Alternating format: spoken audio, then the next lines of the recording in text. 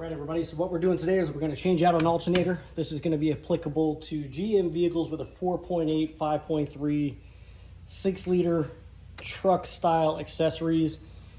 This is going to apply to Tahoes, 1500, Silverados, probably Escalades, and many other different vehicles. Anything that basically uses this bracket, this would be applicable to.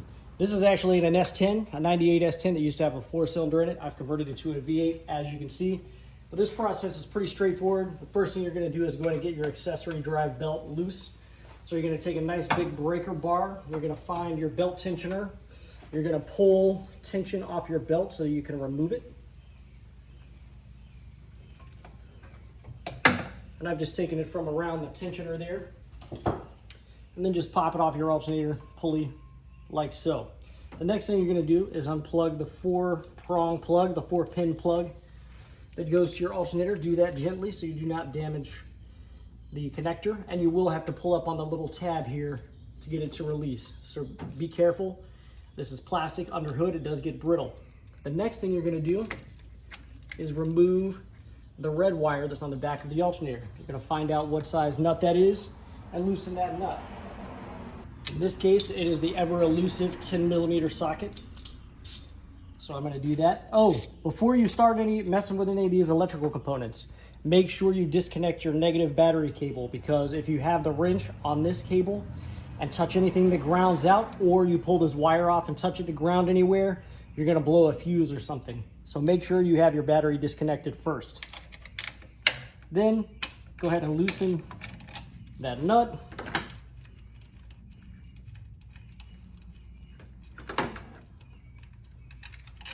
Pull off that cable, set your nut to the side. I'm just going to put it right back on the back of the alternator. And then you're going to loosen these 2 bolts here.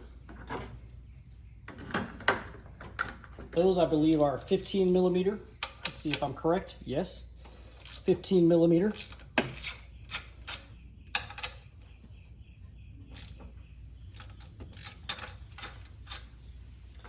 And go ahead and fully remove both of those bolts. So now is a somewhat tricky part. What happens here is as you tighten those bolts down, it pushes this little pressed in fitting into this, and it holds the alternator on there pretty solidly. So what you're gonna have to do is grab yourself some sort of prying tool and actually pry the alternator out of position. Usually I just stick it right down in here and pry up.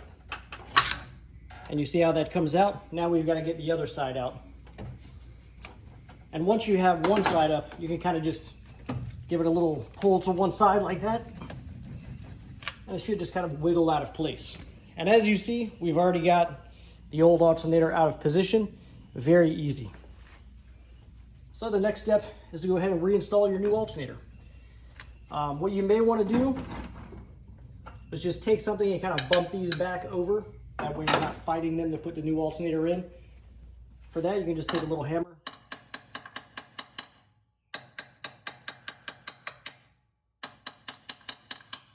Just have to move them a little bit just to give yourself a little clearance.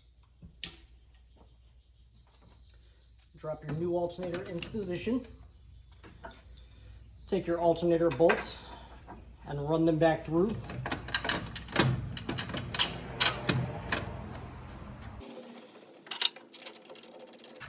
Notice I'm supporting the weight of the alternator as I'm threading these in. It makes it thread in a little easier.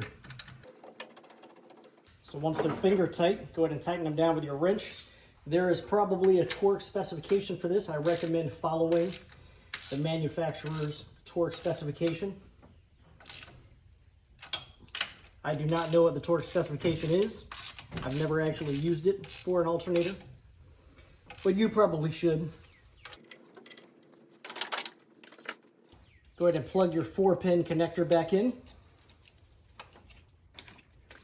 Wrangle up your cable that goes on the back here. Remove the nut on your stud. Place your cable back on. Reinstall the nut.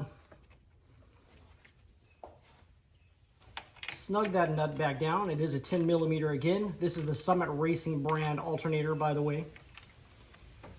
And make sure you place your rubber boot back over that so that nothing contacts the back of the nut there. Again, there probably is a torque specification for this nut, and I do recommend following that. Now all you do is put the belt back around your alternator and then back around your tensioner over here.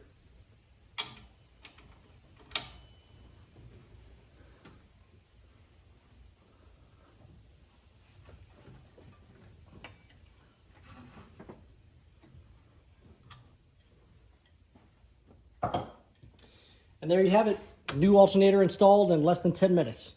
No big deal. I definitely recommend this job for anybody who wants to save a little cash.